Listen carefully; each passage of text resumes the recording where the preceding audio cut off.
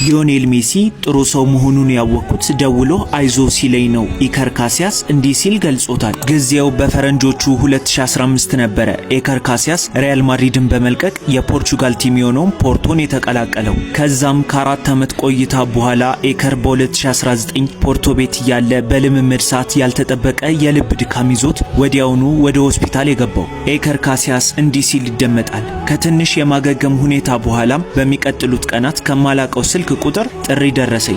ስልኩንም አነሳሁት። እናም በዛ ሰዓት የደወለልኝ ሊዮኔል አንድሬስ ሜሲ ነበር። ሊዮኔል ሜሲም ሄ ኢከር እንዴት ነህ? ቁጥርህን አላገኘሁትም ነበር፣ ነገር ግን አሁን ከፒኩዌ አግኝቼዋለሁ። በፍጥነት እንድታገግም ተስፋ አደርግልሃለሁ።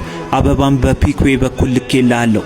እንደምትወደውም ተስፋ አደርጋለሁ ሲል ሊዮኔል ሜሲ ለኢከር ካሲያስ እንዲህ ሲል ገለጸለት። ኢከርም ስልኩን ከዘጋው በኋላ በትህትናው በጣም ደንግጫለሁ። ሊደውልልኝም አይገባም ነበር። ቀድሞውንም ጓደኛሞችም አልነበርንም። ነገር ግን ሊዮኔል ሜሲ ልዩ ተጫዋች ብቻ ሳይሆን ልዩ ሰውም ጭምር ሲል ያሞግሰዋል ኢከር ካሲያስ።